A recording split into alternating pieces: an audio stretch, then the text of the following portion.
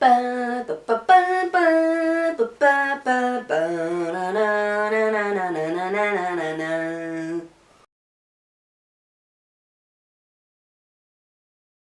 hadde vært vagt klar over det, men jeg innså det først. Da How I Met Your Mother-finalen fikk så innmari dårlig mottakelse. Alle snakket om hvor dårlig finalen var, og om at når slutten var som den var, så hadde det ikke handlet om kjærlighet i det hele tatt. Men heller om Teds forelskelse i konseptet kjærlighet. Og det eneste jeg klarer å tenke er, hvilken serie har du sett? For det har jo handlet om Teds forelskelse i konseptet kjærlighet fra første episode. Jeg lover at jeg skal prøve å holde det her spoilerfritt. Vi fikk vite hvordan Ted traff mora, det var jo konseptet med serien. Og til slutt så skjønte vi det at den ene ikke finnes.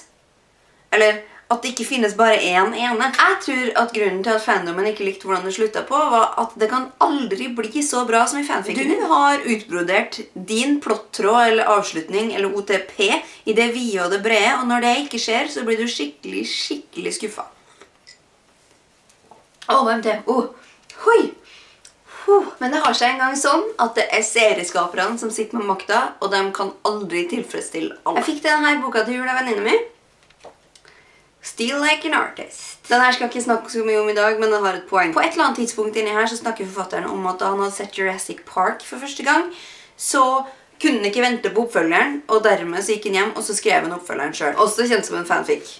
Men da, når oppfølgeren kom, så ble han kjempeskuffet, for det var jo ikke sånn som i fanficen hans. Men selvfølgelig var det ikke sånn som i fanficen hans. Men liksom, det er jo ikke filmskaperne eller serieskaperne sin skyld at du ikke finner det de lager riktig, for at det ikke var sånn som i fantasien din. Deres folk, de vil jo som kjent aldri klare å tilfredsstille absolutt alle. Men det som slår meg er jo at det er de som er misfornøyd som snakker aller høyest.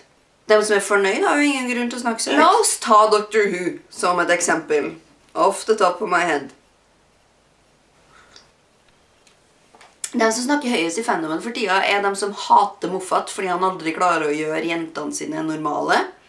De er ikke vanlige jenter lenger, de er umulige på et eller annet vis. Du vet, The Girl Who Waited, My Impossible Girl. Og jeg kan for så vidt si meg enig i at det er litt kjedelig at ikke jentene er liksom vanlige. Men jeg kan som kjent ikke gjøre noe med det. Jeg mener for så vidt at det er verre det Moffat sier om damer generelt.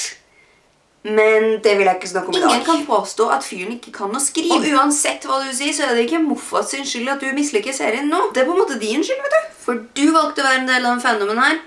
Du velger fremdeles aktivt å fortsette å være en del av fandomen. Så vær så snill og slutt å mas om at du misliker den veien serien tar. Og nå snakker jeg om en hvilken som helst serie. Hvis du misliker det så fælt, så kan du bare slutte å se på serien da. Men nå sporer jeg jo litt. Hvor var jeg? Åja, jeg for min del jobber hardt med å ikke ha for store forventninger. Jeg prøver å la være å drømme opp ting som kanskje kan skje i seriene mine. Og jeg prøver hardt å ikke bli skuffet når Dean og Cass ikke blir en ting. Men jo lenger tid det tar før jeg får neste episode, jo lenger tid har jeg på meg til å drømme opp ting, ikke sant? Så det er bra, jeg har flere ting å gjøre da. Mal for eksempel. Jeg prøver å la være å drømme opp ting som kanskje Jeg prøver å la være å drømme opp ting som kanskje kan skje i seriene mine. Som kanskje kan skje. Som kanskje kan skje i serien.